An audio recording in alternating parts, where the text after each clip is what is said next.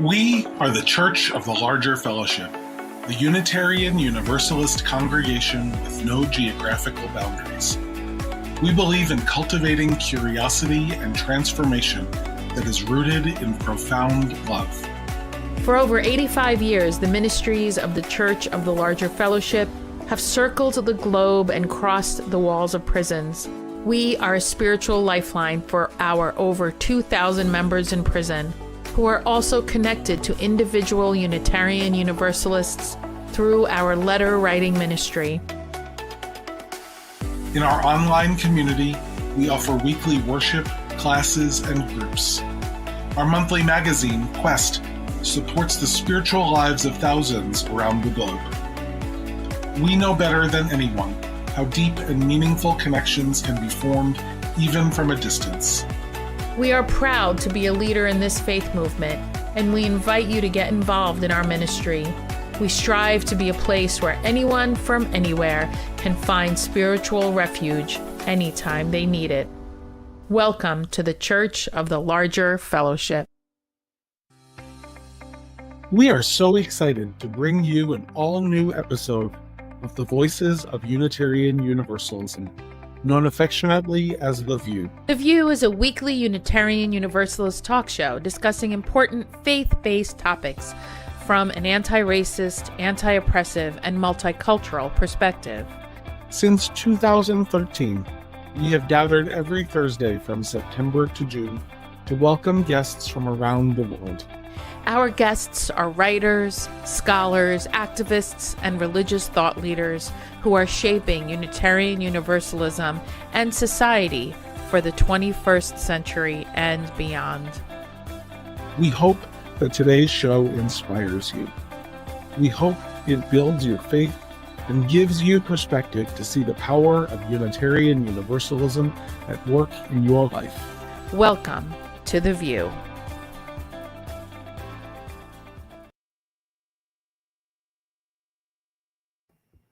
Hello, everyone. Welcome to today's episode of The View. We are so excited today. We have the authors of a brand new book called Imani Rituals. And before I introduce them, so I'm doing tech today, which is going to be super fun because I don't usually do tech. So guests, I'm going to actually put you backstage and then I'll bring you back. I promise in 2 minutes. I'm Aisha Hauser. My pronouns are she and her. I have the absolute privilege of being co of the Church of the Larger Fellowship, along with Reverend Dr. Michael Tino, who is working today elsewhere. And so hi, Michael, we miss you. And Dante, we miss you too. And DC, how are you? Oh, and I'm coming to you from the land of the Coast Salish people, Seattle, Washington. DC. Hi, they left us unsupervised. Again. At their own peril. They really did. Hi, everyone. I'm Reverend DC Fortune, and I am a sort of fat, white, bald, transgender man, and I'm coming to you from the lovely banks of the Androscoggin River in Maine. I'm in Auburn, Maine at this moment, and this is the unceded land of the Penobscot and the Passamaquoddy and the Abenaki Confederation. And it's gorgeous out there. I haven't been outside yet, but it's absolutely stunningly sunny and gorgeous. And so my goal this afternoon is to get out there and enjoy it. And the leaves must be stunning right now. When I live, they're just passed. They're just. We had some rain. We had some rain this past weekend that knocked a bunch of them off the trees. But walking around is really cool because you can do the scuff thing with the leaves on the sidewalk. Yeah, that's really cool. Yeah, my kids used to love doing that. I found it annoying, but it is beautiful. Okay. So I'm going to bring our guests on. Oh, do we have any roundup? I don't know if anything's going on in UU land. Oh, I'm moving. I'm moving, and Emma's Revolution is playing at my church tonight. Hello. Say hello to Pat and Sandy for me. You'll do. Also, just a little thing here in Lewiston, Auburn. It's 2 years since that god-awful shooting at the bowling alley. And we're going to be memorializing that this weekend. So the city's a little bit, Yeah. Like it's the body remembers. Oh, for sure. Anniversaries. Communities remember. I mean, tragedies like that in this country are so, it's something. Yeah. I just got emails from the UUA about Satellite General Assembly, so maybe we will have someone on to talk about that. I don't Totally quite need to do that. understand. I mean, I understand, but I don't, because I thought it was just going to be virtual. What do I know? So we will learn more about that in the coming weeks, I'm sure. And yeah, I don't have anything else fun to say because I'm so excited about this book. So I'm gonna kidding. It's so great. So I'm gonna bring on our guests. Welcome. I'm gonna read everyone's bio. So hold on to your hat. These are the authors of Imani Rituals. And I'm going to start with Reverend Duncan E. Teague, is lead minister and founder of the Abundant Love Congregation in Atlanta. He is an out Black gay man recognized by Georgia legislatures for his decades of HIV/AIDS research, education, and advocacy. He worked in global HIV research at Rollins School of Public Health, Emory University, and he previously was faith outreach consultant for Freedom to Marry for Marriage Equality in Georgia. He is the vice president of the UU Ministers Association beginning this year. I didn't know that. You go, Duncan. Reverend Teague is a senior member of the Adadi Muse, a gay Negro ensemble. Duncan, welcome. Ayanna Kafi is a neurodivergent, non-binary Black woman living in suburban Atlanta. This lifelong UU has taken a winding spiritual path through BIPOC UUism, earth-centered traditions, yogic philosophy, African and African diasporic spirituality. On this journey, they have been honored to teach preschool, serve as a DRE, the president of the Diverse Revolutionary Unitarian Universalist Multicultural Ministries, also known as DRUM, and UUA staff in the Office of LGBTQ and Multicultural Ministries. They are currently enjoying life as a Star King seminarian, go Star King, and cohabiting in their dream cottage in the woods with their partner, young adult, and dog. And Dr. Anthony Stringer, who we will call Tony in the show. Tony, Dr. Anthony Stringer is professor emeritus at Emory University and a fellow of the American Psychological Association and the National Academy of Neuropsychology. His award-winning research and teaching have taken him to Ghana, South Africa, and Rwanda. He served as lay minister of the Thurman Hamer Ellington UU congregation that centered African American experience, creating contemporary rituals grounded in African spirituality. I'm so excited. Thank you all so much for joining us. So, thank you. Who would like to start? And I would love to know the genesis of this book, how this book came about. I can start. So I believe in late 2020, Skinner House just put out a call on Instagram for books about rituals. And I was obviously holding a lot. We were all holding a whole lot at that moment. And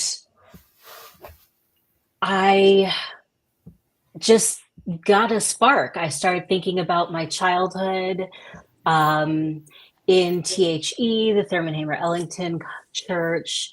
I thought about growing up in a very ritual heavy household. My dad and mom co-created a Kwanzaa tradition for our family that predates me. I believe they started late 70s, and I was just inspired. I was like, this is already us. We already have the contents of this book that we could mold together. So I approached my dad, and I also used the fact that we had, when I was maybe 8, written a book together. And, like a picture book about a river named Sinclair. We dreamed of writing a real book together. And the only partner in that we could think of. Oh, yes, I'm so sorry. My dad is here, Tony. I know that. I'm here talking. I'm going, wait, hold up. How did I not connect those dots? What? Also, So, real yeah. quick, I wanna welcome Reverend Dante Hilliard, who is also a Hey, everybody. you. Hi, Dante. We love you. We're talking about Imani, the new book about African rituals. I mean, you had to be here. I was going to be very sad if you weren't. Apologies. Okay. I told you all before we started, we're a little bit squirrely. So thank you for your patience with us. But I'm very excited. So, wow. Okay, Tony, you are Ayanna's dad. That's awesome. Yeah, it's a father-daughter project, you know. With Duncan as referee. But honestly, the only person we could think of to collaborate with us who would bring a strong enough opinion and be able to like really interject in between, what my dad and I have going on, like a lifetime of, knowing each other, growing together, and growing our family rituals is Duncan. We've known Reverend Duncan since I was a teenager. He's obviously a huge fixture in my portion of the UU community. I'm just looking through my lens and I'm like, everyone knows Reverend Duncan. And he's such a strong-minded person and comes with such a strength in his own traditions, and he knows himself spiritually. So we're like, that's the strength we need to add to this project. And it was, behind the scenes, it was rough just because we started in 2020. Everything was going on.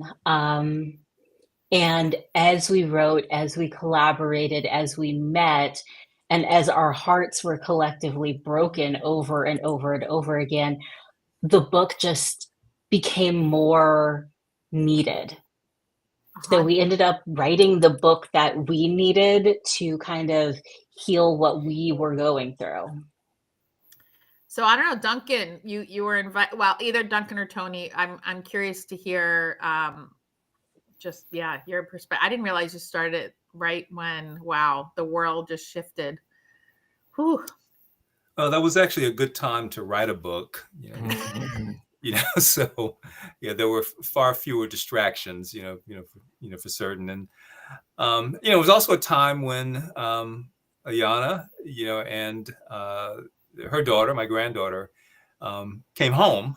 Came to our house to stay, and so we spent the pandemic together as a large family unit. Ayanna and I are a lot alike, and we enjoy working together. We cook well together in the kitchen, and I think we do well writing, together also. And I think we're good at bouncing ideas off of each other. So it was really a thrill for me to have the chance to do this book, with my daughter. And an opportunity to work with Duncan as well. Duncan and I have been friends for a really long time. I have tremendous respect and love for him. At this point, he has actually supplied half of my wardrobe. So I love that so much. So we have a great relationship. And we had talked about working together, for many, many years, and this was an opportunity to do that. And so it was. It was a labor of love all around. I think we made a really good team. And Duncan, you said yes to the author team of Ayanna and Tony. I did. I was thinking about all the stuff that happened since 2020. Wow. Ayanna went and got married in the midst of the book. And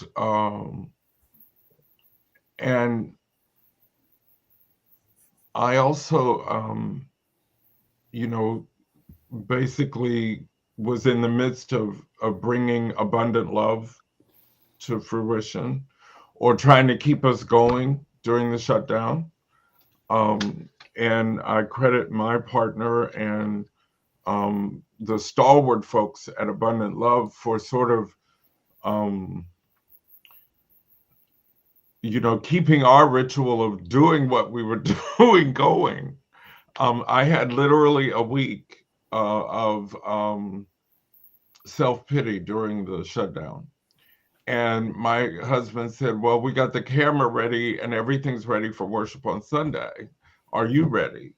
And I'm like, am I? What, huh? But I'm really grateful for some stuff now, for Tony and Ayanna. Ayanna is very spiritual and very into all the stuff that she said. She's not just making that up. She's like into it. And Tony is such a humanist. And then there's me, recovering Baptist. And so in the midst of all of this, I had to reach back and grab stuff from my upbringing and wash it out with the UU stuff or figure it out with the UU stuff. And Abundant Love was doing some of that same thing. And also that I sometimes used to say, oh, well, I didn't go into college thinking I was going to be a minister. Actually, I thought I will never be a minister. If you had talked to that Duncan, I was not in. I had made a compromise with God, and God got real crazy. But anyway, because I was just going to sing, and that was going to cover it.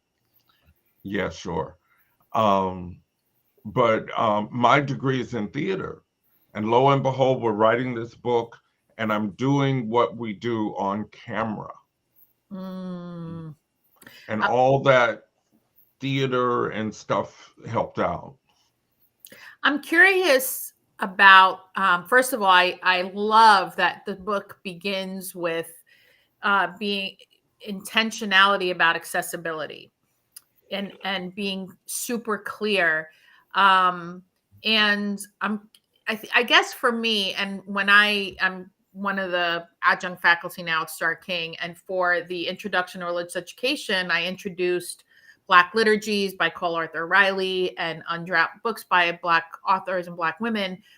And the question from white students is like, can we use this? So Imani Rituals, that centers the African spiritual experience.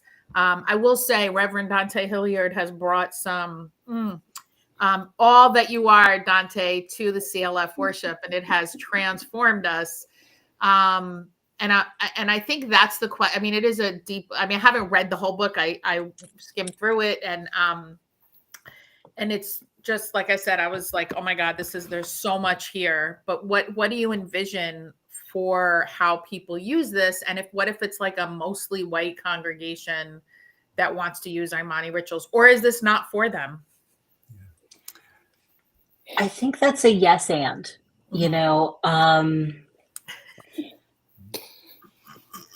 reading the book, first off, is not a closed practice. So, pick up the book, get what you need from it. And I think that you should read with a sense of cultural appreciation. So aim to appreciate and also detach yourself a little bit and let yourself be pulled in rather than immediately put yourself in the shoes of the person who's curating the ritual. You know, let the rituals tell you, oh, this one really feels like you. There are some rituals in the book that I love more than others, and so I see myself in those rituals. Also, we do try to be pretty clear about our opinions about, who this is for, like whether we're saying that this can be done in a small group and doesn't work in a large congregation, or if we're saying this is really a Black practice, so wait to be invited. Like the Kwanzaa ritual. And I feel like that one is much more obvious to our communities, that Kwanzaa is first and foremost a African American holiday. So let yourself be invited to Kwanzaa. But then there's the grief ritual. And I say, if you have grief, there's something there for you. So, it depends. It depends on the ritual. It depends on your identities.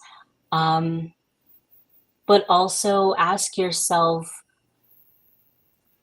how is this serving?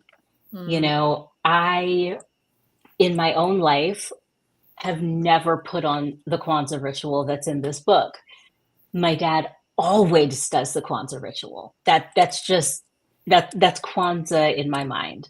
But I have other traditions in the long expanse of Kwanzaa that are mine. So, the fact that I can do it doesn't mean that it's necessarily where I need to stand anyway. Yeah. I think what I can add, to that is, there are universals, I think, in all great spiritual traditions, and that includes the spiritual traditions that come out of Africa.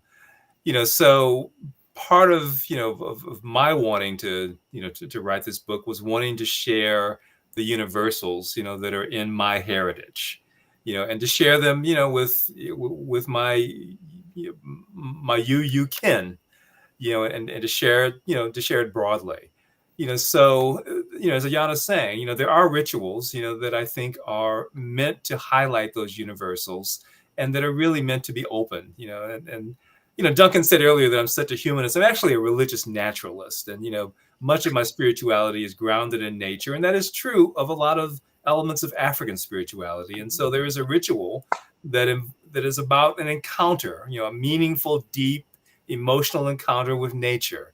And that is a ritual that I think anyone, who feels moved by that type of spirituality, can practice.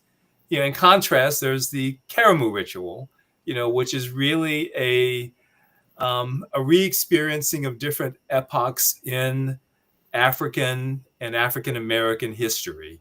That is a ritual as a white person that you can be invited to observe, to participate in the feast, but the words are not for a white person to speak. So that's a ritual that's really by invitation, invitation only. So, I think you'll find a mixture of the two. I think all the rituals are welcoming, of people, but also I think they prescribe roles, that make sense based on who you are and what you're bringing, to the experience. And there's an element of to invite non-Black folks into spiritual growth in having that discernment.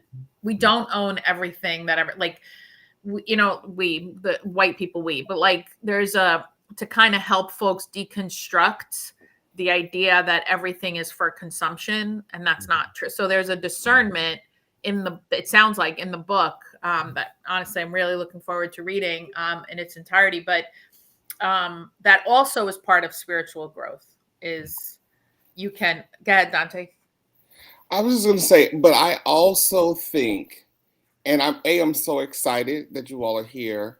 When I saw the book come out, as the old folks say, baby, I knew spirit was in the house, because the work that I'm doing in my doctoral work, one of the centerpieces is creating a Black liturgical storytelling cycle. Right? Like, how do we tell our story over the course of a year or over the course of 3 years, whatever?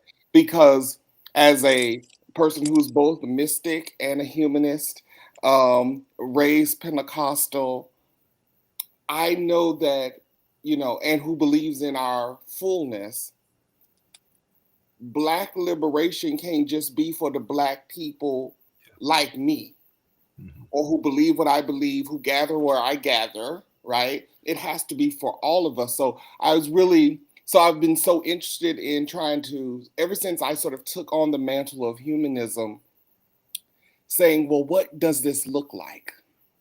And so coming into UU space and discovering Blue was really the space where I was like, okay, I'm not insane. We can do this. We can be as many different things as we are and be together. And so I think that's one of the beauties of the work that you're doing, because Blackness is not monolithic. We have connected fibers throughout our sort of diasporic Blackness. But the point I was trying to get to is, and we don't have, it is not my job to tell you it is for you or not. I get the right to create from a space of my fullness, where you are not centered, where other people are not centered. And so again, as a person who teaches as a Black studies instructor, like, well, information is for everybody. Information is for everybody. Now, what you're gonna do with it? What you're gonna do with it? I wouldn't just decide to throw a Seder in my home. I've been to a Seder. I've been invited to a Seder. That's a great analogy. Beautiful ritual. But why would I just create a Seder as a non-practicing, a person who doesn't practice Judaism in that way, right? Like, there's also, where is you need to discern. And I feel like that's part of you need to discern what your humanity looks like. Ooh. It's not my responsibility. And I feel like, so as much as I appreciate people saying, well, can we do this? I mean, we do flower rituals, as Tony said. Well, I don't feel any way about doing a flower ritual. Now, the way I would do it probably look real different. But a lot of our rituals are also ancestrally grounded. And I think you all bring that to the fore too. And I do think that white people got to really think about messing with other people's ancestral traditions. Yeah. If you believe in any kind of, then you might want to think twice. Yeah. Anyway, I'm sorry, but I'm appreciating y'all being here and the work that you're doing so much. Thank you. Yeah. One of the conversations I really love to be in is, when people from different cultures and different spiritual traditions are in dialogue with one another about the similarities and differences that they see across, their traditions. I mean, I think that is a really fruitful conversation. I mean, not only is it an opportunity to find common ground, but it's also a way in which I think you get different insights into your own culture by seeing it through, another lens, through an outside perspective. Duncan, you were going to say something? Well, we're talking, and of course, in this forum, it is essential that we talk about the Imani part, or the African American part. But you sort of have to chew on the word ritual. So I hope that some part of the book gives them an opportunity to put the word ritual in their mouth and not spit it out before they get a good taste of it. The shade, Duncan. Oh, Duncan has never been known for shade now. Ayanna, why are they laughing about that? Anyway. No clue. Sweetness, that's what I bring. You sure do.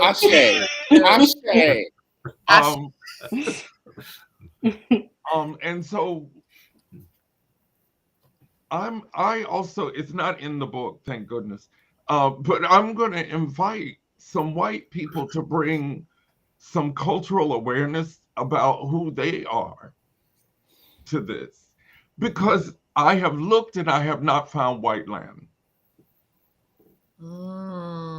So before you became white, what were you? Mm-hmm.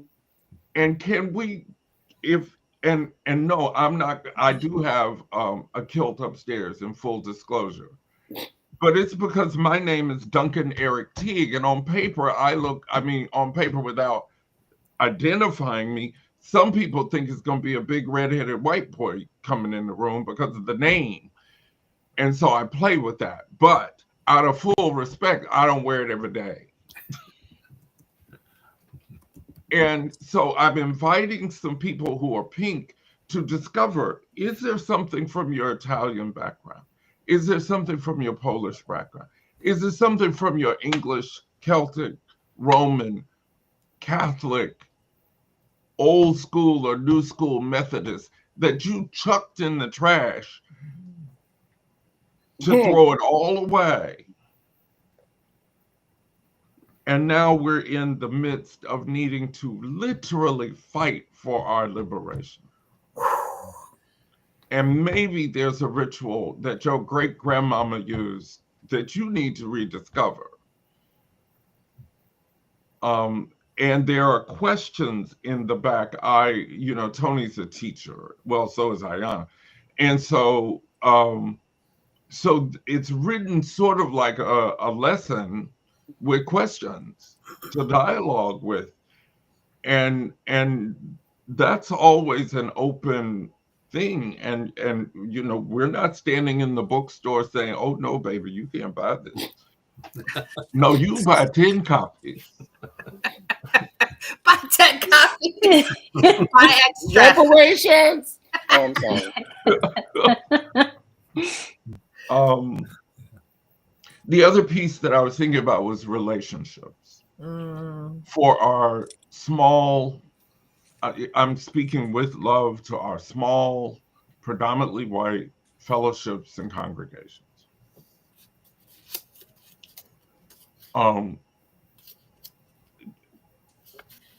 Could we be in relationship with some people of color so we don't have this dilemma? Might the book be helpful in helping you build a relationship with some peoples of colors right there near you? Yeah. I think you're bringing up something really key. Trust and relationship. And I didn't think about it when we were at the beginning, but I'm thinking about it now that we envision this book in the hands of people that we know.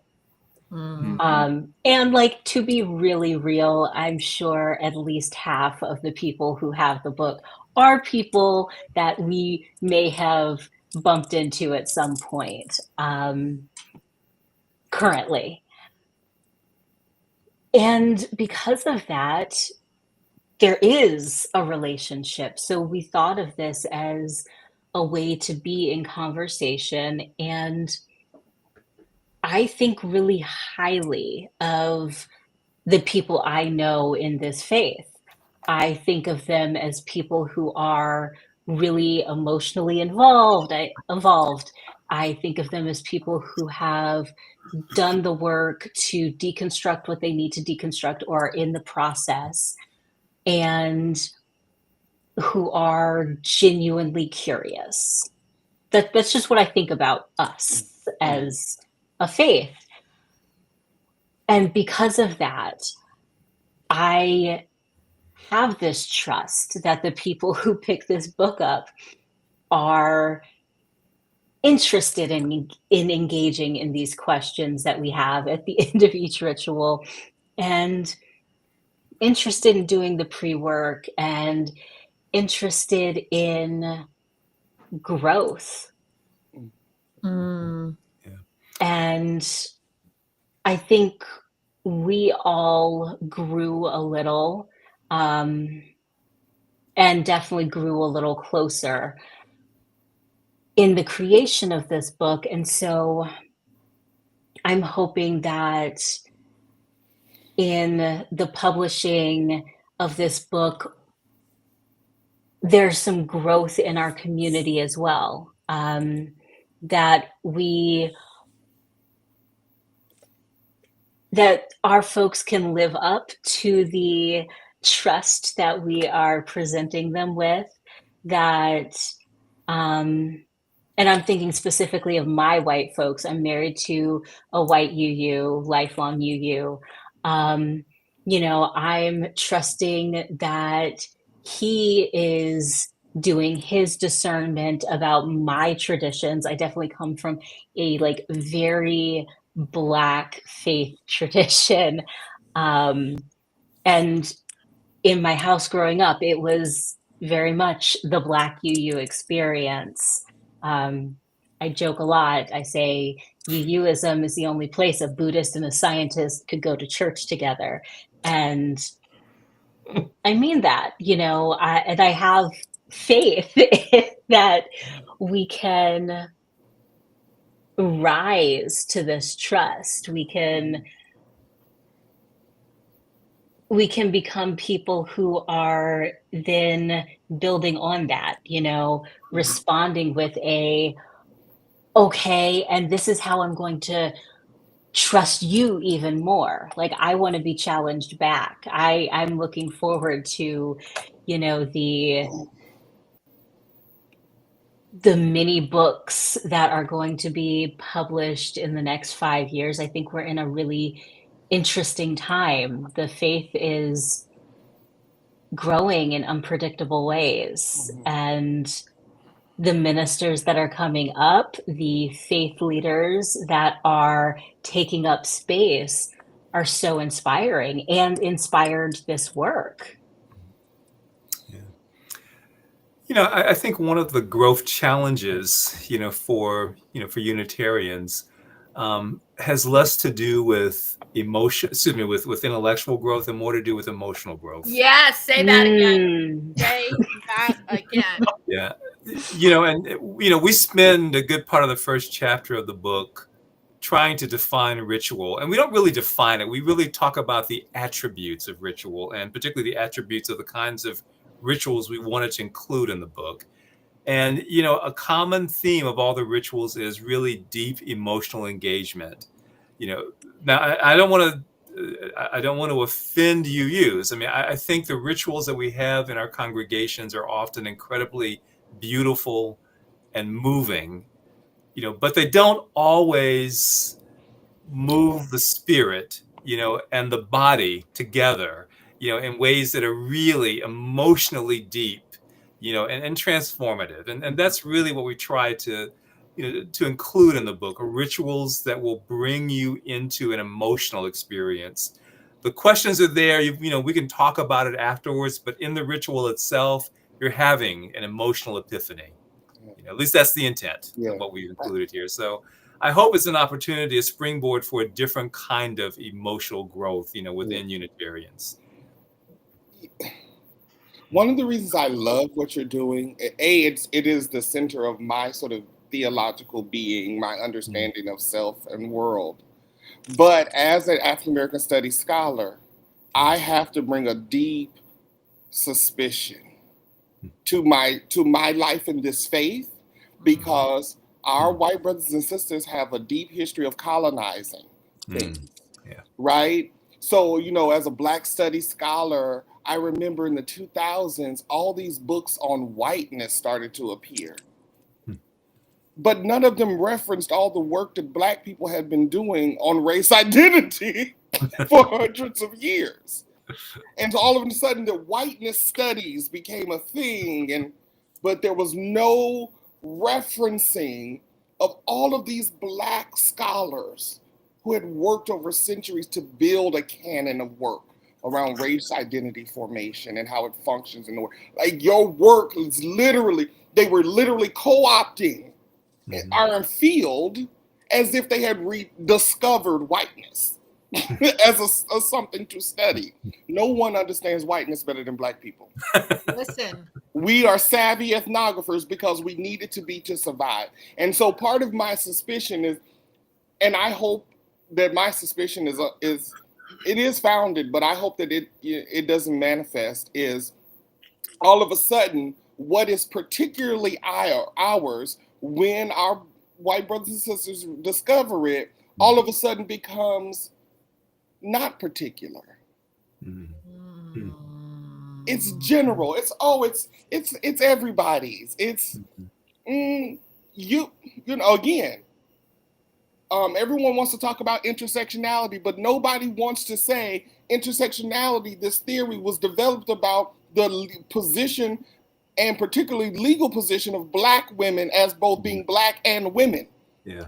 Yes, we're all intersectional, but the theory of that is grounded in Black women's lived experience. And if you eradicate that, if you ignore that, you are not honoring the tradition. And so my prayers for this work that y'all are doing is that it is not colonized. Appreciated, yes. I think your example is so, like, it's crystal clear when you talked about Seder and the Jewish faith. Yeah. No one who's not Jewish, well, I would like to hope that if you're not, you aren't going to just spring a Seder because there is a sacred respect for other faiths, right? Mm-hmm. The invitation for white folks is to treat this with the same respect. If you are invited in, and like you all were saying, some examples of, if this is an individual ritual, sure, but treat this sacred work on African diasporic ritual with the respect you would treat other religions. Like, this is, you can learn from it, learn about yourself, emotional growth. We are God's frozen people. Not all of us, the white people. Anyway, New England. I spent a lot of time in New England, but so I think that's the invitation: is read this book, learn from it, and treat it with the respect it deserves. DC, we haven't heard from you. How are you? What are you thinking? I'm thinking I'm gonna keep my white voice out of this and listen. I love you, and I appreciate you. I love that. I'm so excited for this book, and I'm so excited to have it as part of the worship and ritual class for Star King in the spring. So anybody signing up for that, just know this is part of the book list that I have not sent in yet, but I will. Because and I want to talk more about everyone's point about ritual, because I think one of the times when I was a religious educator, when I served 3 different congregations, and I don't know, I think there was a story that I wanted to repeat in the same year. And somebody's like, well, you already read that. And I'm like, we could hear a story more than once in 9 months. What is happening? I'm like, so there's, yeah. The other thing I want to ask you about, this is just my own, a little bit of a pet peeve. So what is your response to super well-meaning white congregations that have 1 or 2 Black members, and inevitably they will ask them to lead Kwanzaa? I'm curious what you all think about that. Yeah. That's a surefire way to lose those Black members. I'm sure that they're also the president of the board and a lay minister and have their own Sunday every year, In February. So My question would February. Sorry, Duncan said in February.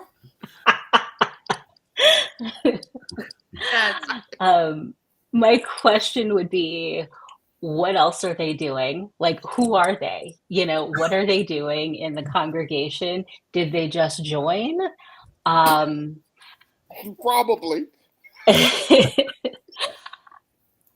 And how does this contribute to their faith journey?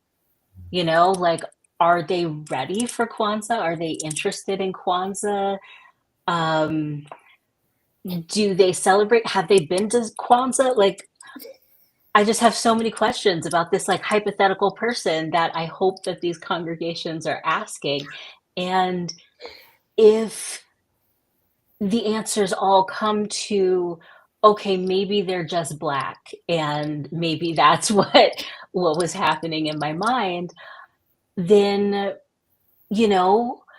invite me, or there's so many of us who do celebrate Kwanzaa. I know that there's a episode where we talk about Kwanzaa from years ago, and people on that episode, they know other people who celebrate Kwanzaa. There's so many of us who already have an interest in a foundation, and invite them, and maybe that's an opportunity for them to be in conversation with those Black members, and maybe in 5 years they will be leading Kwanzaa in the congregation. It doesn't have to come immediately from the person in front of you. And the problem too is it's the wrong request. I mean, the right request is for a conversation about who you are and what your spirituality is, and how you want that to be manifest in your church. So I want to be asked those questions. And I come to church because I want to contribute, and so I want to bring my spirituality, my whole self to it. But I want it to be a conversation where you're getting to know me. And where you're also honoring my choices in terms of how I want to be involved, how I want to engage, what I want to lead and what I don't want to lead, what I want to just participate in. So it's a longer conversation and a deeper conversation is what's needed, as opposed to fixing a problem of, a Black holiday is coming up. Dr. Mark Hicks was the first person I heard talk about spiritual malpractice. Because not tending to the spirits of every single person in the congregation, including, and I would say especially Black people who are in the minority, except for Blue. And I don't know what the makeup of drum is. I'm in drum also, but I think because then not tending to the person's spirituality feeds emotional immaturity as a whole. And it just feeds into the extractive nature of the society in which we exist, the United States, right? So thank you, because that has been bothering me for easily almost 20 years. I was like, what do you mean we're asking the what? Could we not do that, please? What is happening? To be fair, that actually didn't happen to any congregation I was in, because I was like, because I worked with Black ministers. I'm so blessed with Reverend Rosemary Bray McNatt and Reverend Yobansi Charles Johnson. May he rest in power. I had the honor of working with the two of them. So, but this has been a phenomenon in the UU spirit. I also I think the shift, because I feel it too, Ayanna, I do. And I can't quite put my finger on it. And I don't know if part of it is, Ta-Nehisi Coates recently said on Ezra, I can't stand Ezra Klein, but the podcast, one of the things he said is Ta-Nehisi was relaying a conversation he had with another Black, maybe journalist or writer, who said, these are the best white people we've ever had. They're the most woke. They're the most woke and the most, and I'm like, oh my God, yes. Like, there is a willingness right now that I'm feeling and in UU land, where white folks are talking to each other about what went wrong and how to show up in ways that you don't center yourself 100% of the time. And that we actually be present to what it means to be white, black, brown, and also how to support and change the dynamic in which we exist. Sorry, there's no question there. So whoever wants to say something. I want to follow this thread a bit, because part of my work is about the relationship between leadership and liturgy. And again, one of the things that I'm really excited about the work that you're doing is, I think that for those who choose or who answer a call to religious leadership, you have some different responsibility. I have a different standard for you, right? And for me, both within Black sacred spaces and beyond, I think that religious folk really devalue the transformative power of worship. And say more. And I'm concerned that we are training religious leaders who practice worship as pageantry more than an opportunity to practice and rehearse our shared values, beliefs, and vision for the future, and call it into being by conjuration. Like, because I think that's what worship is. It's rehearsal. We're going to keep practicing this thing until above is below, right? To within is without. And again, as a raised Christian, and you, I think that we devalue the ritual of worship. And I think it's probably the most transformative tool religious leaders have. Because if we got a problem, let's worship about it. Because that is the manifestation of it's the embodiment of our beliefs and visions. And so I'd love to just hear from you all about if you have thoughts about the relationship between how we worship and what religious leadership is or should look like. I think I have to think about it since Sunday is coming. And to my horror, it's coming the week after that too. Whether I'm ready or not. Keeps coming, doesn't it? It does. And it has messed up Saturday night, but that's another sermon. And Dante, thank you for your input in this from the heart of your dissertation, which I am begging you now to go ahead and plan and publish. Oh, we're working on it. Thank you.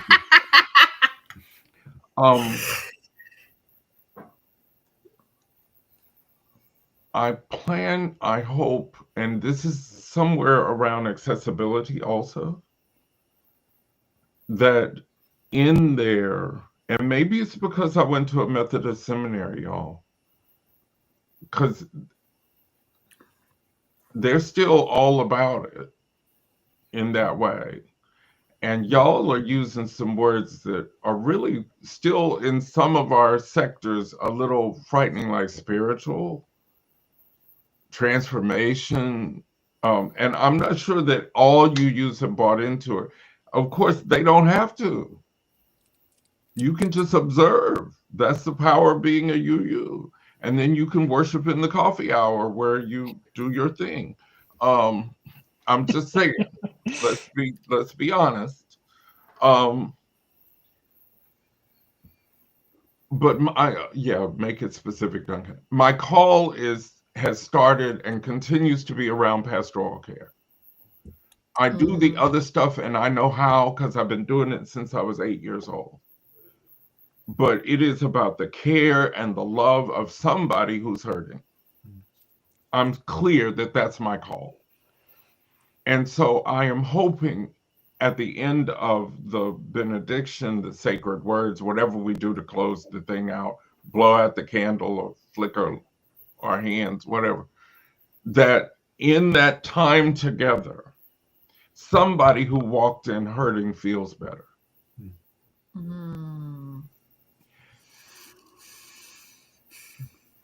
Dare I say, I think that there was a time in our religious movement when it was probably more prescribed that worship would be a time when you come and think about that.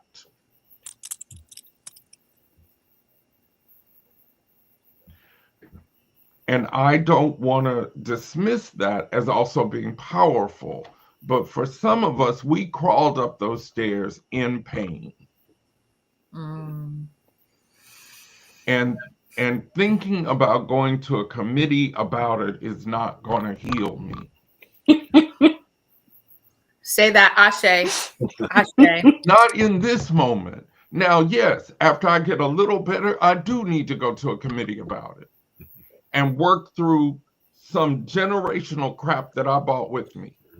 But in this moment, I need to hear Ayanna sing that song.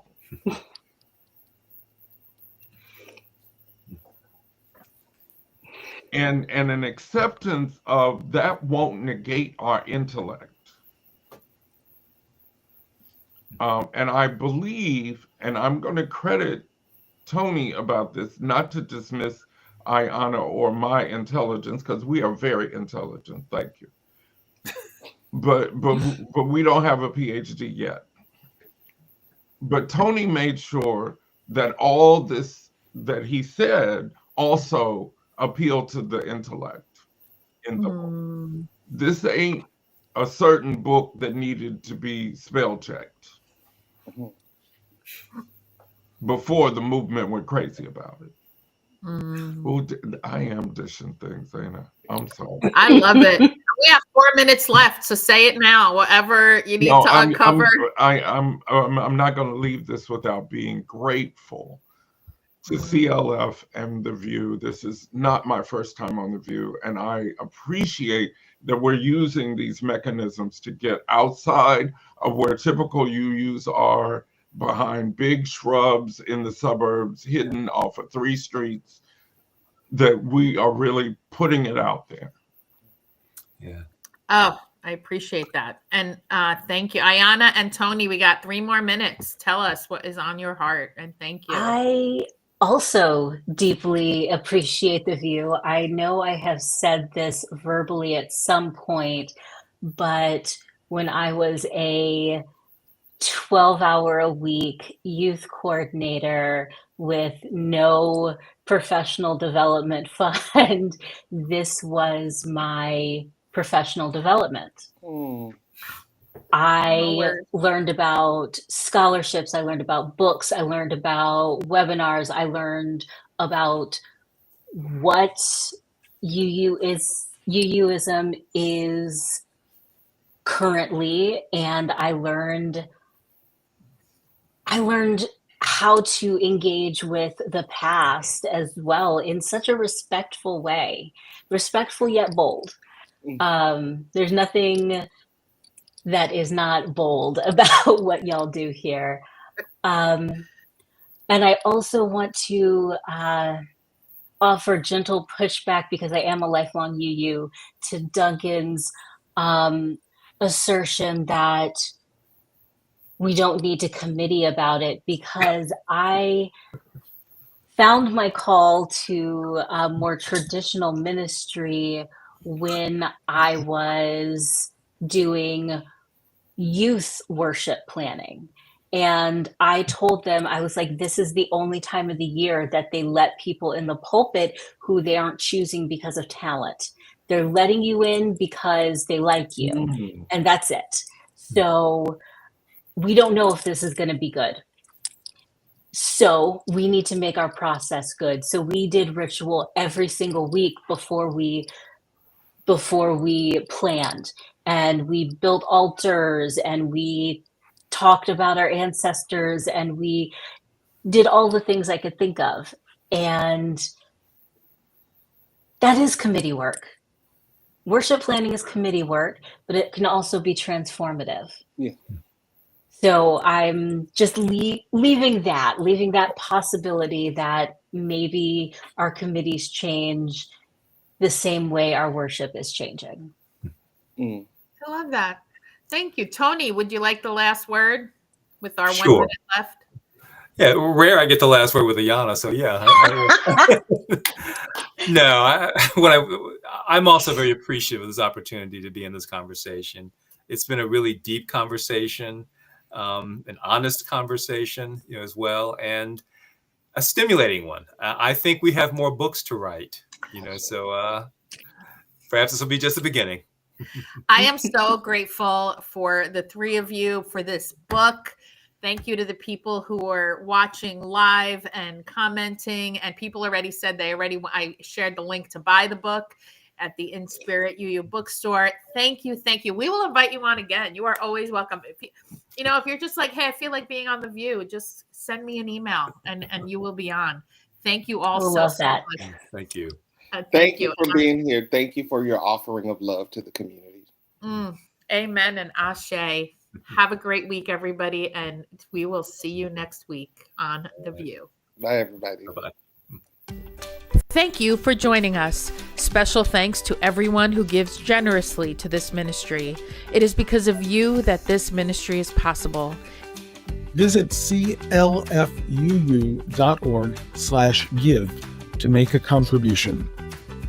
We hope you will join us next week for another episode of the Voices of Unitarian Universalism.